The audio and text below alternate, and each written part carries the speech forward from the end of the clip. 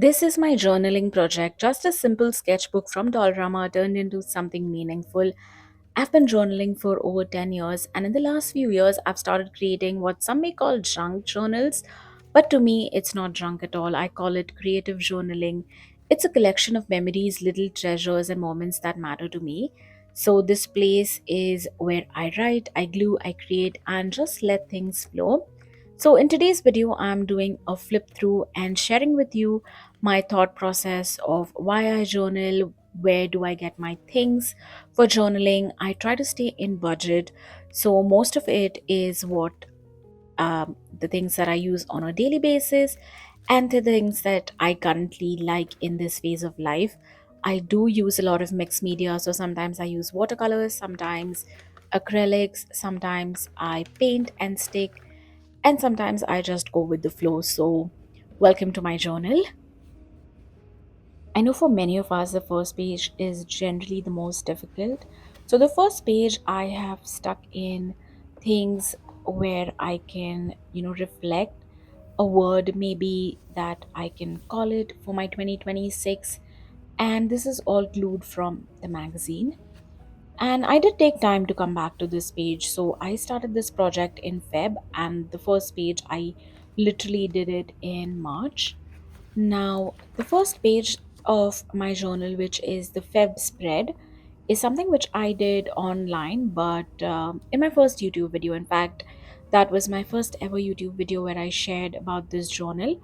But later on, I did come in and glue. Everything that you see here is from a Costco magazine. The stickers here are from a sticker book that I had from a long time. And also, I did watercolor directly on the page. This washi tape here is from Dollarama, but most of it is from the Costco magazine that we get in the mailer for free. I try to take things which are for free, and if not, then try to create my own.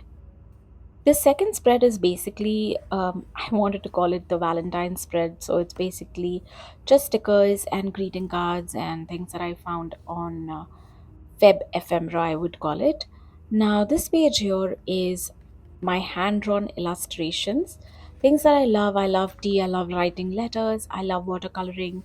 So, I either watercolor or these pen pencils that I use. They are from Artist Loft. It's a brand which is sold at Michael's, which is really cheap. I got these pencils for maybe less than $10. And if I'm not using watercolors, I generally just go ahead and paint in my journal. Now, this sketchbook is not for mixed media, but I'm okay with it if, I just try to either draw or, paint in my watercolor paper and then come back and stick things. That also works. Now, the next page here is an espresso. It is my current favorite coffee, and then my favorite fruit is custard apple, so I just try to draw it. Basically, I wanted to document something that I like. Now, this is my favorite page. It's called Cozy Cottage. It's everything from the book, a nursery rhyme book. I found this book at a thrift store, which was for 99 cents. So, I mean, it's less than even $5. This book was in a really bad shape, so I did pick it up. Maybe that's why it was only sold for 99 cents. And I love children's illustration. They are really cute, cozy, and especially this had a very vintage vibe. I also did take this book belongs to like the first page from the nursery rhyme page, and I stuck it here. I absolutely love the page.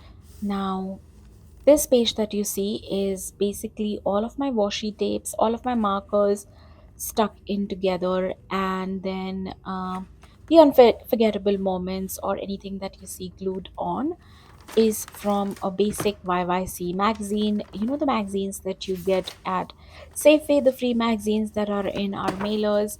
I try to flip them and take inspiration from these magazines, so I'm not going ahead and spending a lot of money to get stickers or stencils. So if it's a bigger bold print, I cut it out and I keep it in this box here. Now this box is from Dollarama. You do not need to get a fancy box like this. Well, this is not even a fancy box. I think it was for maybe $3 or two and a half. I don't really remember, but yeah, it's less than $5 for sure. And then I cut out all these alphabets and I keep them because I don't want to invest into fancy stickers. If you don't have that, you can also keep it in a basic pouch like the yellow pouch that I was earlier using. Now, this next page here is again cutouts from a local magazine that I got, and I just draw borders. When I don't know what to do, I draw borders. This page is relatively empty. This is Punjabi chana masala that I tried from a packaging, and I like chana masala, so I kept it.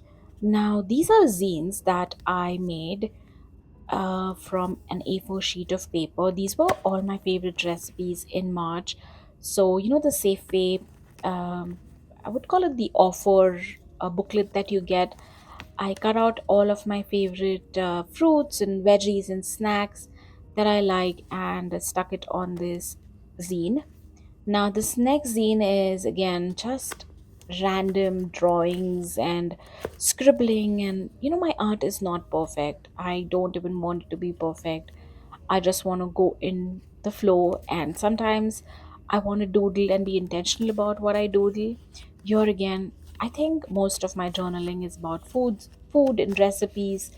And when I don't know what to write, what to draw, I just scribble and do color swatches. And I think making your own zine is a good way of making mini journals and collecting little moments and then sticking it in your junk journal, in your creative journal. And having cutouts from magazines is a great way because then you're not worrying about how your handwriting is going to look, or you're not getting too conscious about your writing in your journal. These alphabets and these wash and the washi tape that I have used here is again from Dollarama. I mostly get all my supplies from the dollar store because it gives me a chance to buy more supplies rather than getting the expensive stuff and then waiting to invest. Also, if I don't like what I buy, I'm not guilty. I donate it, but most of the time, I'm kind of very sure of what I want and what I want to invest in. So I've made a little pouch. This packet is also from the Costco cutout, and I'm going to be sticking it in this journal. Till now, I'm just showing you everything that I've done for March. But from here onwards, I started journaling for my April spread, and the theme for April is spring colors and lots of flowers. Now, this is a fabric that I had from my last sewing project, and I just made tags with it. So, all I did is cut it into smaller pieces and then stuck it as tabs in my journal.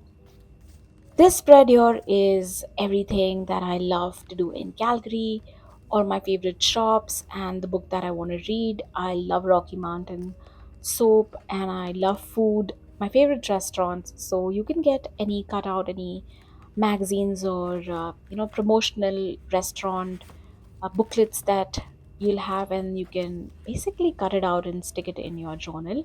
That's another way that you can fill a page. This page here is kind of all the scraps. Now, this book is really thin, so I generally try to stick a page, a magazine page, and then glue things on. Now, when I get toys for my dog, I keep those tags as bookmarks or use it in my journal because I want to remember everything that I get for her. I do love the lace ketchup. So I did clean this packet and I stuck it here. So not all pages are full from in my journal. Some are really empty, and then some pages like these are really filled. This is from a Costco magazine, and I try to stick everything that I like in this magazine. Now, this is really my style of journaling. I love hand drawing things. I love cutting out things from the nursery book. So I got inspired and I wanted to have this cozy cottage core theme going on. Now, this postcard here, I want to journal. I did leave a lot of space in this journal because I want to write. And, everything that you see on this page is inspired from that little nursery cutout that I have stuck. Now, this page began with, just painting on it, like just going in with colors, going wild. And then I went in my watercolor book. I did some, I wanted to draw some chairs. I love teacups. I love colorful cushions. So that's what exactly I did. I, in my watercolor journal, I drew some little things with my watercolor. Now, stickers are kind of expensive, so and I wanted really big stickers, so I just hand drew these chairs and teacups, and I'm just gonna stick it in my journal. So sometimes, if you're wondering what to do when you don't have a lot of supplies, this is a fantastic way of drawing things and then just coming back to your journal and gluing them onto your journal. A creative way and expressing yourself in colors, in the things that you like. Journaling for me, I kind of enjoy the process more than the final result. I love drawing, I love sticking things in my journal, I love to just get creative and think about the placement, and just makes me feel good when I look at the page once it's done. Now I want to show you all the supplies that I have used in this journal. Like I said, they're all under $10. So I want to share with you how I source things and from where I buy things. Starting with the very basic, you do need a pair of scissors. Anything will do. I use my pair of scissors and glue stick from Dollarama. So this pair of scissors and glue stick is from the dollar store. Now I also use postcards. I know I've not used it yet in this spread, but that's something which I enjoy using and it's affordable. Now these washi tapes are also from Dollarama. I got them like last year for $4, and I don't have a big collection, but I'm happy with these and I do reuse them.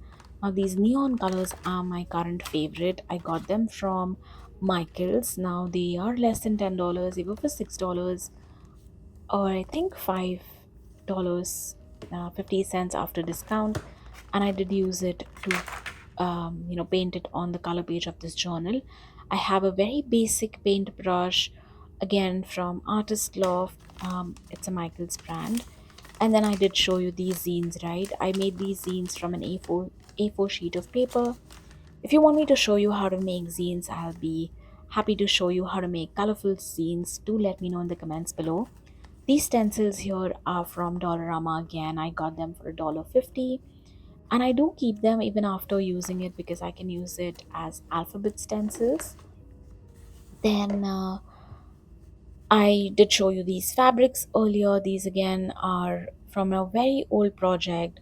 They look new because I do wash them before use and then I iron them.